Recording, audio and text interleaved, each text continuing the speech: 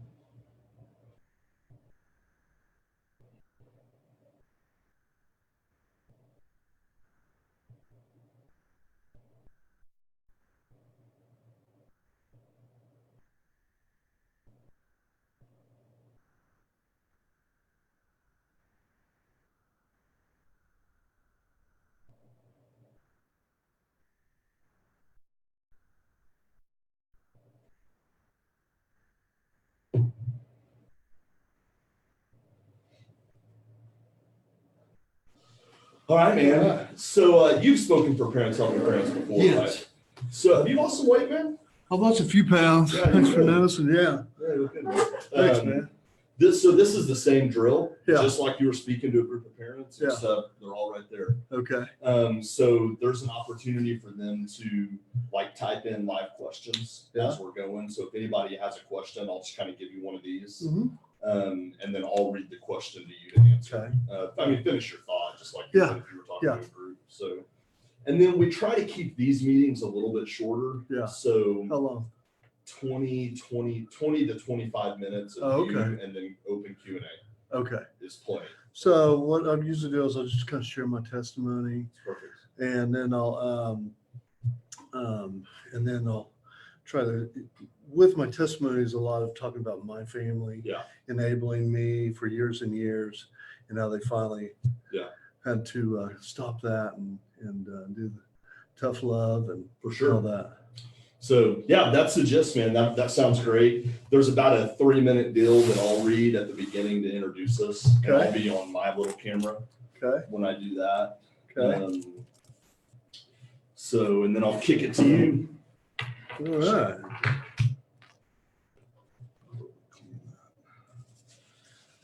That makes a difference.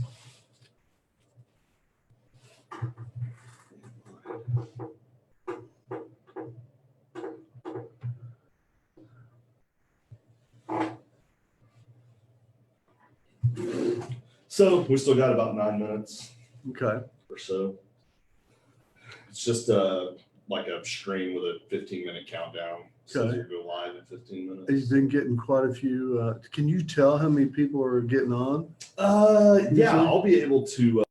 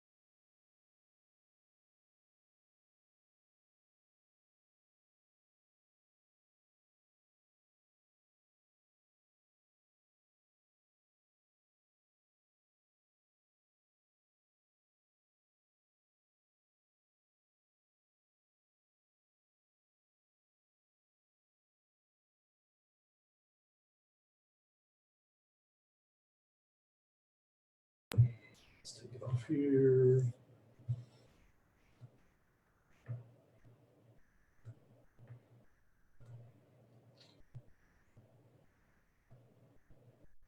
Oh, there everybody is. Hey, welcome back to Parents Helping Parents live webinar and virtual chapter. I'm your host, Derek. Thanks for being here. As usual, just got some things to review, some things to go over. We're really glad everybody's joining us. Parents Helping Parents is a group of volunteers, grandparents, friends, really anyone who's been affected by a substance use disorder of a loved one at any age. Our mission's really simple. We're caring parents, offering hope through resources and shared experiences. So the virtual chapter is a little bit different than our live in-person meetings that we host.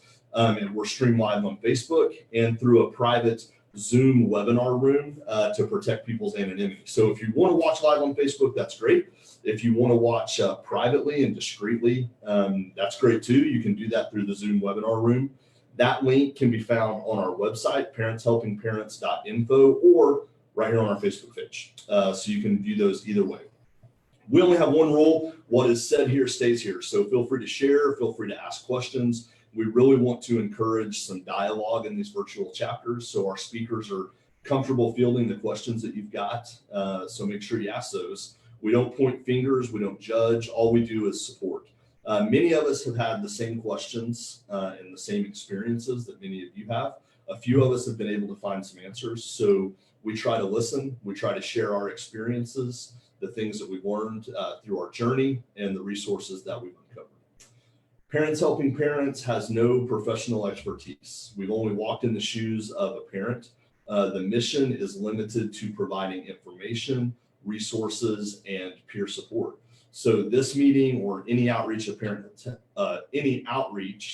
Helping Parents offers should never be considered a substitution for professional counseling or legal, financial, or medical services, all of which we recommend you seek as is appropriate for your needs. So we love being able to offer this virtual chapter to families and loved ones who are unable to attend a live chapter, whether that's because of transportation or because we don't have a chapter close to your community. But we really want to encourage you, if at all possible, connect with a local chapter that's close to you. There's no support better than a community of people all sitting down together and sharing experiences. So thank you so much for joining us here, but we want to encourage you to reach out to one of our live chapters. Information about our live chapters can be found on our website, parentshelpingparents.info.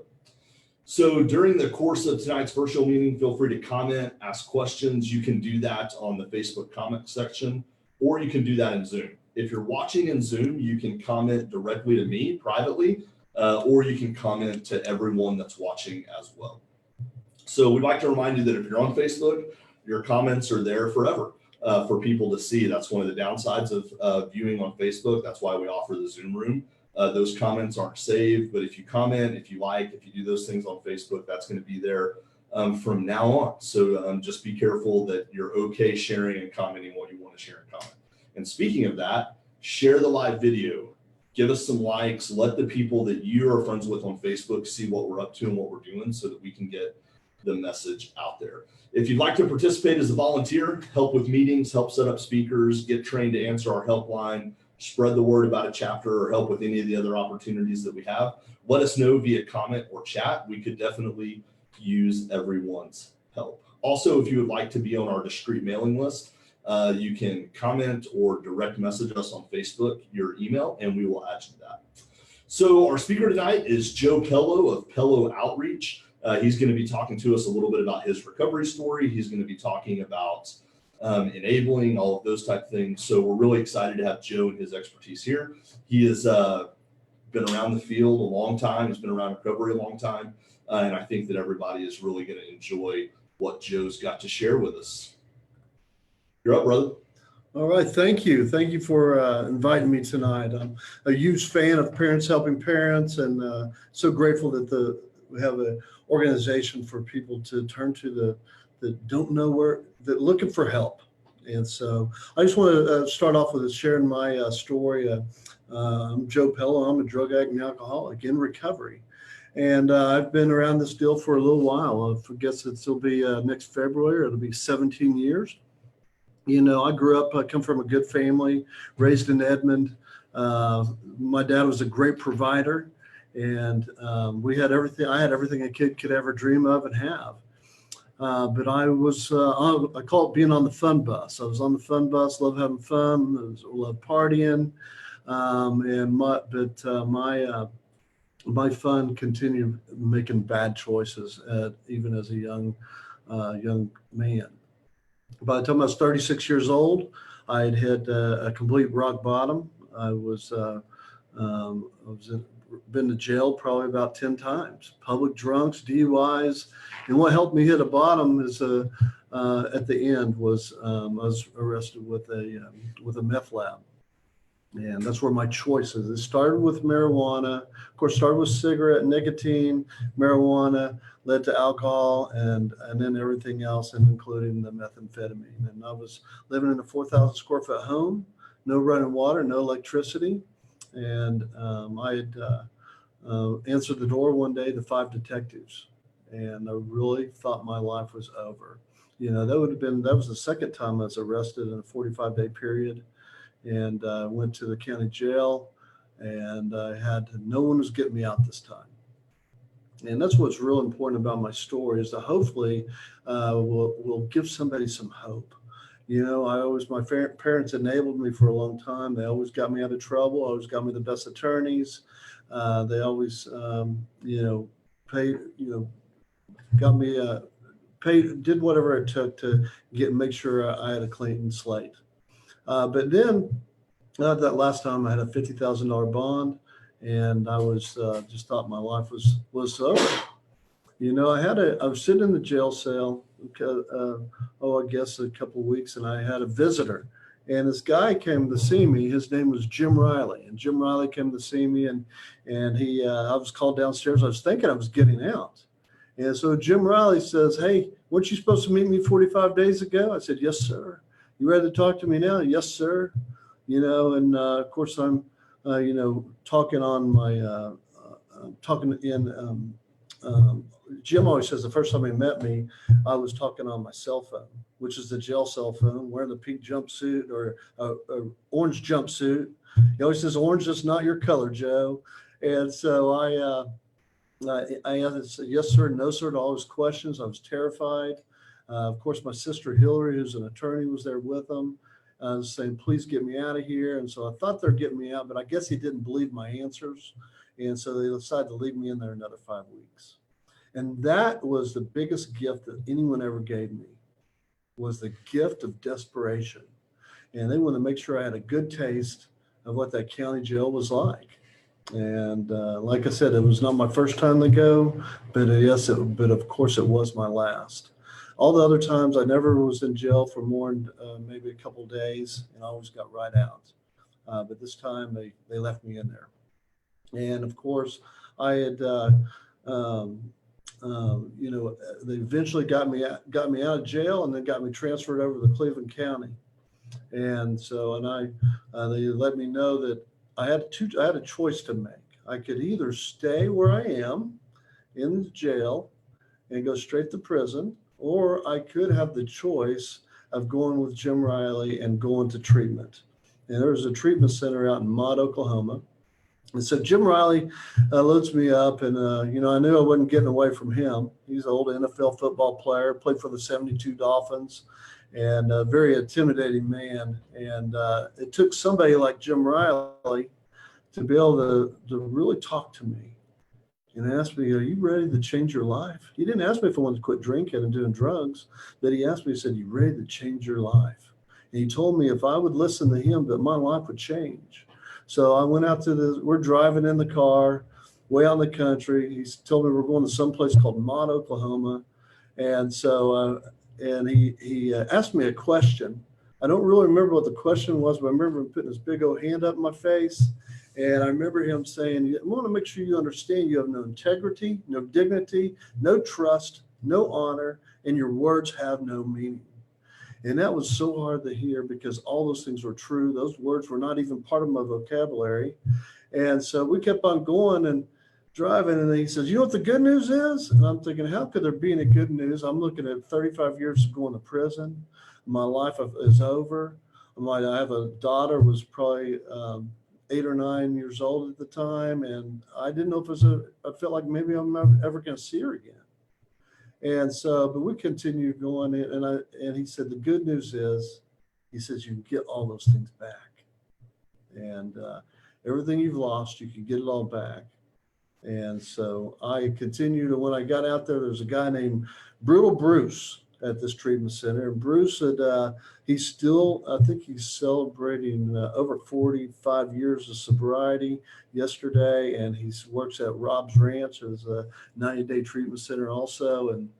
But Bruce, he challenged me. And he really got in my heart, got in my head, man, I'm just so grateful for all these men that were put in my life, but it took me hitting a complete bottom and completely surrendering to where I could finally start listening to some of these great men. And so I was at, it was the 90-day treatment center, but it was, I ended up staying 120 days. And then they gave me a job out there. The first time in my life, I was willing to do some things maybe I really didn't want to do, but I wanted to change. I wanted to change my life. And and then when I went to, I wanted to back up just a minute, because walking out of that jail for that last time, I had Big Jim Riley on one side, and this is a very important part of my testimony. I had Jim Riley on one side, and I had my dad on another. My dad was, like I said, a very good provider, and he was a pretty big enabler for a lot of years. And so I remember asking my dad for $5. And when I asked my dad for $5, and he said not only no, but hell no. And I just, in the tone of his voice, I knew that he'd been coached by Jim Riley. And I knew that all the enabling was stopping. And, and I knew from that point on, it was time for me to grow up. I was 36 years old. It's time for me to be an independent man. And so it was such an important part, still today. I've never, asked my parents have not had to give me anything, so I continued on this journey, working out at the treatment center, doing everything that was asked of me, going to court every other month. Like I had two different court cases. And like I said, they were combined with 35 years. And so, while I was working out there, there was a guy named Robbie Clay Liddell. And Robbie, he was actually hit a bottom in his life, and he was getting ready to go to prison for a 2-year boot camp. Robbie went to a place in Alva, and he gets off the bus, and they run you through a sand pit and water pit. And so Robbie, it was like 107 degrees that day. His heart exploded from heat exhaustion, and from all the drugs, his heart just couldn't take it. And so Mr. Liddell was the owner of the treatment center at this time. And then when he came out to share his story, was just a huge impact on me. He said the last conversation he had with Robbie, and Robbie had been to 35 treatment centers, and said, Dad, when I get through, thank you for always being here for me. When I get through, I want to open up some houses and continue helping people. So when Mr. Liddell is sharing the story, I feel like the Lord was speaking through him to me. So eventually what had happened, Mr. Liddell bought a couple of houses, an office building right at around, I think 23rd and Broadway, right across the street from Byron's Liquor Store. Great location. And so we started bringing some guys in from treatment. I was showing them what was working for me. At this time, I think I had close to, 8 months to a year sober. No one was doing anything for me. I was driving, I was riding a Mongoose bicycle at 36 years old. And, we started bringing guys in from that point. And that's what's awesome is I got to live Robbie Liddell's dream. This was his idea, not mine. And that's how we got started with doing the mentoring and bringing guys in. And that's when we started the Pellow House at the end of, I guess it was probably about October, November of that year. And so now we've had, I guess, almost 550 guys or so come through the program. We have 84% success rate. We have a program that works. It's not for everybody, but it's a program that works. And I'm so grateful that the way God has just moved and and worked through all these people. And so, whenever, I did it for the first year, and then I started adding another house each year. And at one time we had 4 homes, we had 35 beds. And now we've have a program that we feel like is one of the best ones around. And the neat thing is a lot of other people got excited about what we're doing. We got Brothers in Recovery. You got Chris Flannery and Path to Miracles, and you got the Patriot House out in Edmond, and you got HIA, you got Lance Lane as well. And so a lot of guys are doing things different these days on helping people. And I want to back up a little bit and go, how are we doing on the time? Oh, you're good. And so I want to back up a little bit and talk about, my story is pretty amazing. When I look back, when I think about it, seems like it was yesterday. I was sitting in that county jail with no hope. And like I said, no one was getting me out this time. And, finally, my family had to hit a bottom. And, and I always say the addict is not going to, they are not going to do anything. They're not going to accept some help until they hit a true bottom. And so, but sometimes the family has to hit a bottom first. I do a lot of interventions. I've working them with about 3 families right now on talking to them about enabling and codependency and talking about tough love. And that tough love is what worked for me, and to where I just finally knew that I was forced to accept the gift of that desperation, to where I could to continue to move forward. And I was pulling something up today. A lot of these families say, well, what is enabling? And so I have a definition here. Enabling means to someone else will always fix, solve, or make consequences go away when someone is in the throes of an addiction or other grossly dysfunctional behavior patterns. He or she begins to rely on resources available. And I have another one that actually came from a place some of you have heard of Betty Ford. Enabling is the behavior of protecting others from experiencing the full impact and consequences of their behavior. Learn more about enabling behaviors. And so I feel like it's really important. All the families I work with, and that's what's been my true success, is being able to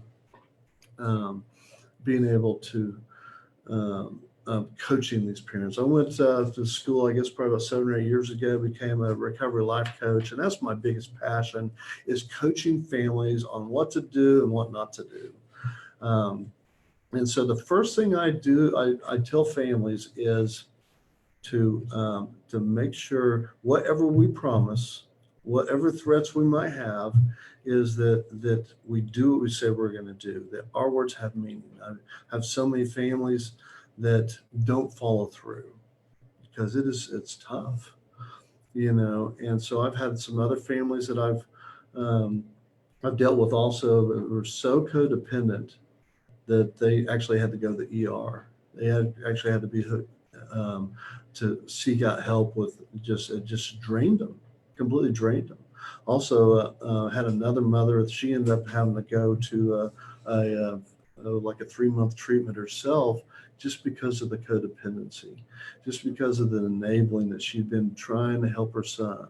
And that's, where is that fine line? Where's the fine line on helping somebody and hurting someone?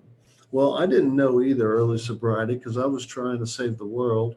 And I remember Mr. Riley called me up to his house and said, "Hey, Joe, we need to get over. We need to have a talk." I thought I was in trouble, but he says, "Hey, I've been getting a few calls and let's focus on the ones that want help." And so, because there's a lot of times I was, I was dragging guys even out of the crack house trying to get them to go to meetings, and so today I focus on the ones that actually want help. And so there's,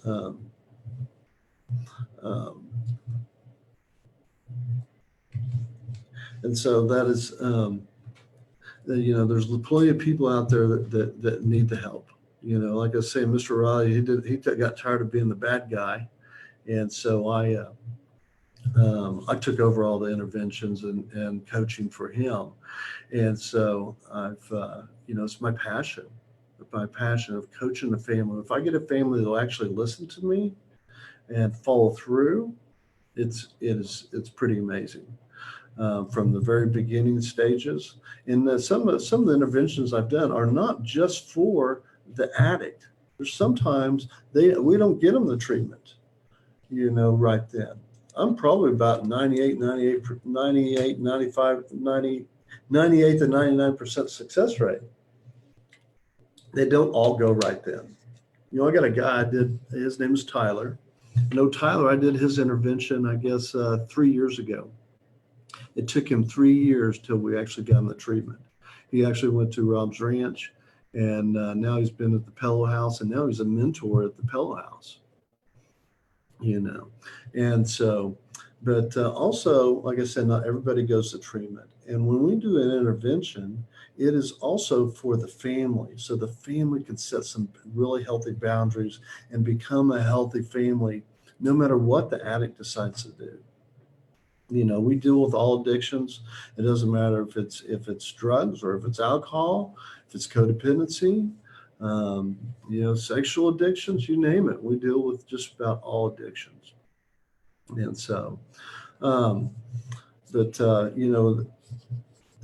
everybody agrees with our method, but we're all 100% on just on tough love, on setting those boundaries. And when we stop doing the enabling and we set the boundaries in, and usually the addict's going to be forced to be in a corner, and that's pretty amazing to see what they will eventually do. And so that is that's why I'm just so grateful I got to come share my story here today, and to be able to hopefully give you all some hope. Joe, earlier you used the comment that you used the phrase, sometimes families need to hit their bottom too. You're right. We have this idea about what it looks like when an addict or an alcoholic hits a bottom.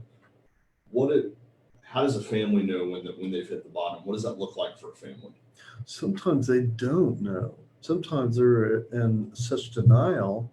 Sometimes they need, hopefully, that whenever they continue repeating the same thing over and over and over, getting the same results, sometimes they need to seek out help. I encourage everyone to seek out help, whether it's a counselor or a recovery life coach, to somebody at church, to seek out help, and to where they need someone else that can look inside the window and see exactly the way things are, and then usually when I go out, and the first thing I do is I have a phone conversation with the family, and then I go in and then we'll have a family meeting, and we talk about why we're even here, what's been going on, and then that way we can really get the family to really take a close look at it. I got a mom right now, she's torn up because I'm asking her to do some really tough stuff. And I always tell her, I said, it's so much easier for me to tell you to do these things than it is, I don't have to do it. They're the ones that have to do the work. And so it's tough. thinking about, and I don't want you to specifically necessarily share about anybody you're working with now, but Right. when you're asking families to do some quote unquote tough stuff with boundaries, what are some examples of what those tough things are? What are the tough boundaries that families need to set with struggling young people to get them well, or to support them getting well on their own? Right. The first question I usually ask is to find out is usually financial. What are they doing for them? Mm. Are you, some of them, the kids are living underneath their roof. Sometimes it is, like I have a family right now, their son is living in a trailer that they own. And so of course they are, they're paying electricity, gas, water. They're paying. Mom takes him over groceries, make sure he always has plenty of groceries and nicotine, everything that he needs. And that's what we're working on, is stopping all these things, stopping the, and that's why I ask families: what are you willing to do first? That's if we decide to move forward with this, are you willing? What if he shows up at your door? Can you tell him you're not welcome here? No, I'm not going to give you $5 so you can get a hamburger. And no, I'm not giving you gas money, and those type of things. So we try to stop any type of enabling that we can. Where's the line? You spoke earlier a little bit about helping families understand where's the line between support and enabling. How do you describe where that line is to families, or is it different for everybody? Every situation is different. I don't think I've ever had two that are the same, really.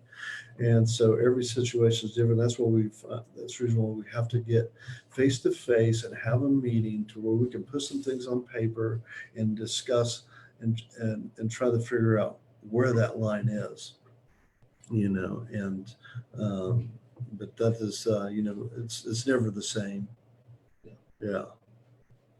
I've been asking a lot of questions of Joe. I want to make sure that we've got time to answer all of you listeners, attendees, or whatever word we want to use. Comment, ask your questions if you got them. I'll continue to ask Joe questions that I'm curious about as we're waiting for your stuff to roll in.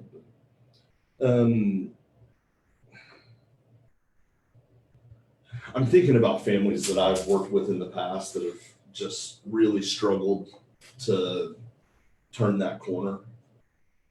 It seems like some of the things that you're asking it seems really hardcore.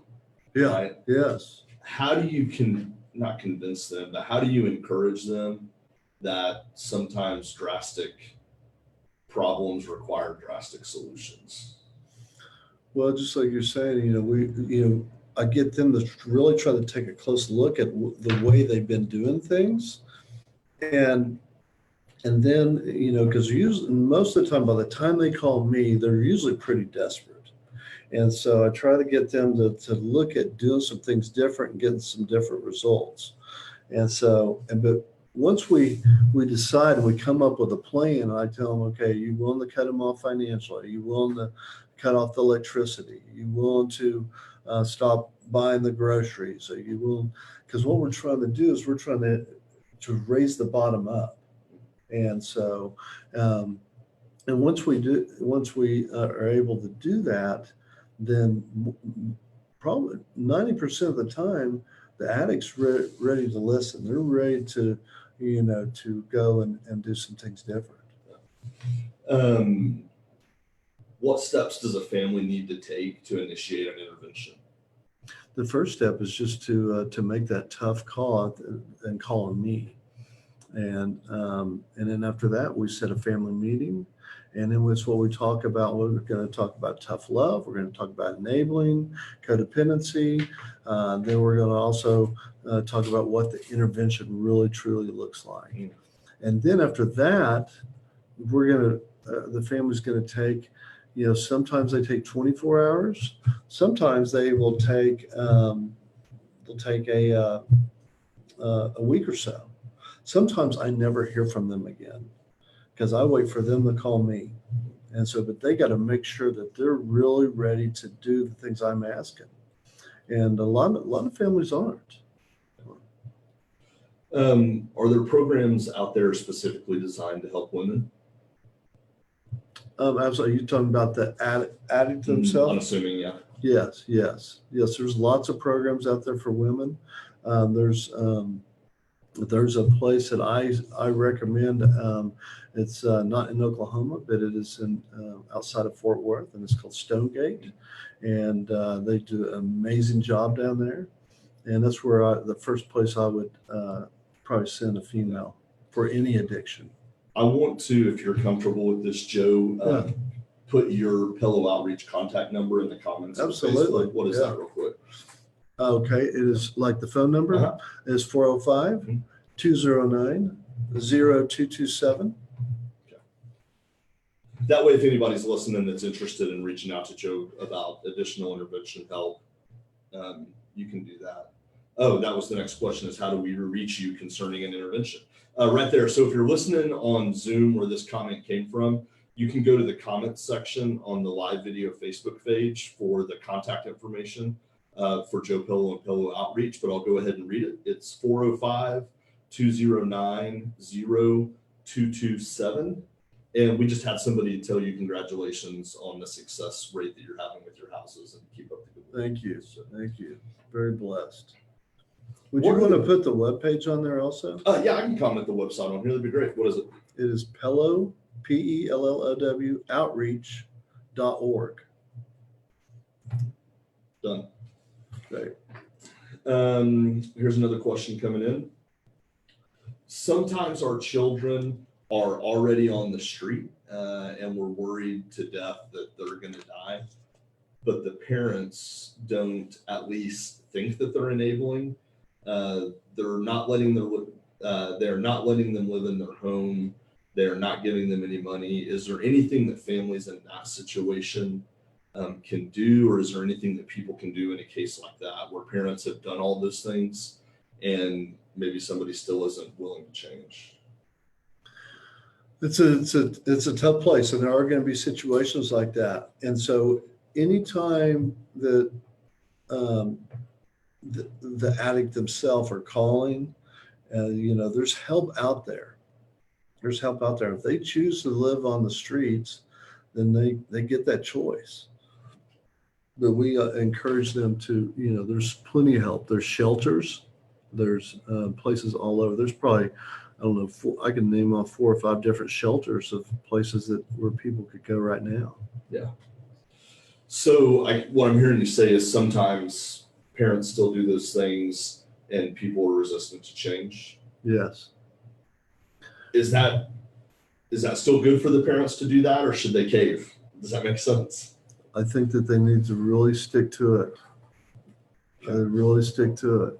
What we're dealing with, addiction is so powerful and it's ugly. And there's sometimes that's why I'm so grateful today that I was able to hit a bottom, and my family was able to hit a bottom to where I could, eventually get the help, because I thought everybody's crazy before. Yeah. Yeah. Do you guys at Pellow Outreach accept people into your programs that are on medication-assisted treatment like Vivitrol or Suboxone? I do not Suboxone. Okay, but Vivitrol? Yes. Okay, so that's just, you guys kind of handle that on a case-by-case. Right, and if it's a shot. Yeah. Yeah. Gotcha. Yeah. Any other questions for Joe Pellow while we're in a little bit of a lull?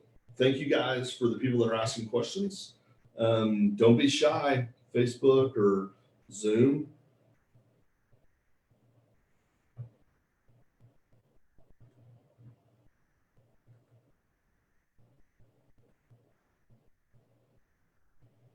We need some music cued while we're waiting, like that Jeopardy music or something. Yeah.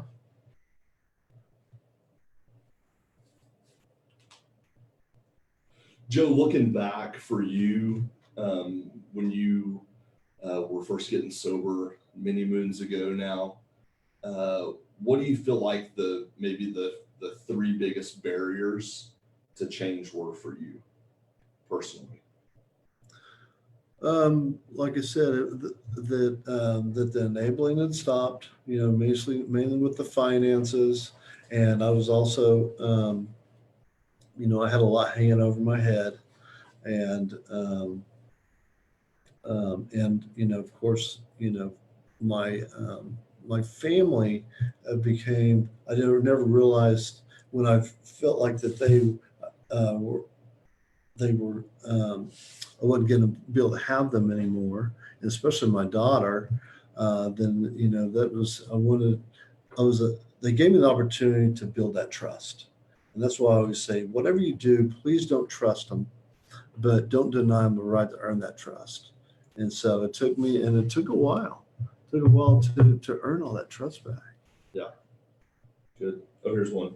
Do you recommend places for parents to go to begin getting beyond enabling, or to begin getting help with enabling? How can parents begin to see that they may be contributing to the problem? So places where parents can go for that type of support. Well, I think that I would suggest Parents Helping Parents.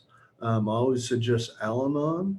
Al-Anon, I always refer people to Al-Anon, and Al-Anon helped me change my life too, because I think I had a year and a half sober. I was struggling a lot with some codependency myself on wanting to save people. And so the Rileys suggested for me to go to Al-Anon. So I started going to Al-Anon, and I always used to blame all my trouble and all my choices on my addiction. And I found out when I went in there, I was not able to do that anymore. I was not able to blame it on the drink and the drug and all those things. But where I was able to found out all my problems were in the mirror. They're staring right back at me. And so that was a pretty huge for me. So I always encourage Al-Anon. We got Celebrate Recovery. There's so many different types of group out there and support. Hopefully your church, all the churches have support. And like I said, if y'all don't know where to turn, call me, contact me. I'll find you. We'll find a solution for you. Two questions, Joe. First one is, what type of financial costs are associated or involved with enlisting Pellow Outreach help for interventions? Well, that's the neat thing that we don't charge for any of our services as far as for coaching, for interventions and those type of things. What we do ask people, we are supported almost 100% on donations. And so we always ask a family to, if they're able to, is to make a donation. Sometimes I get a donation for $20. Sometimes it might be $2,000. So it just kind of depends on what the family is able to do. We never let money get in the way of helping somebody. The only thing that's going to cost them by contacting me is their time. Excellent. Next question, Joe. What is the best way to speak to an adult child who does not believe they need help, refusing support meetings, and insisting that they're different and that they can do it on their own? And we've heard that one. Yeah, there's like I said, every person is treated on an individual basis with me, and without knowing all the dynamics, that'd be a tough question to answer. But I would be glad to have a conversation if they want to call me. I can coach them through it, and so. I'll add that I agree. Some of these questions, a question of that nature, is really difficult to answer without having that conversation and that dialogue. But that is not unusual to hear from an addict or alcoholic's mouth. I'm different than everybody else, and I can do this without fill in the blank. That's right. We've heard that if we had $1 for every time we heard that, we could all do services for free. That's right. That's right. Thank you. How long should someone typically remain in the sober living program? I like try to get guys to give me 1 year of their life. The perfect plan is 90 days at a place like Rob's Ranch or Stonegate. And then after the 90 days, you come into sober living, what I like to call a mentoring program. And so, and allow us to mentor and coach you, and let's get them to that 1 year sobriety.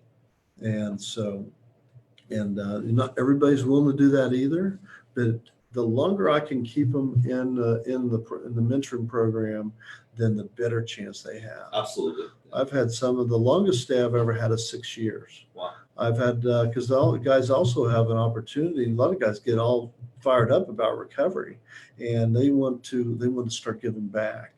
And so where they can become a mentor and house manager, and then they get a discount on their rent. And then they don't want to, they're living in a nice house, they don't want to leave. I mean, our main house is 3,500 square feet. It has a swim pool and workout facility and game room, and it's a pretty cool place to live. And we were talking about this before the meeting started. His next house is going to be on the lake. We've already decided. That's right. All right. One last call for any questions while we're wrapping things up. Any other questions for Joe Pellow Outreach that we can answer for you today? Oh, that's great. We just had somebody comment. They were talking about having Suboxone issues with their daughter, but they were also just saying that she just celebrated a year of sobriety the first of this month. So congratulations to that family. That's awesome. Yes, it is great. Any other final questions?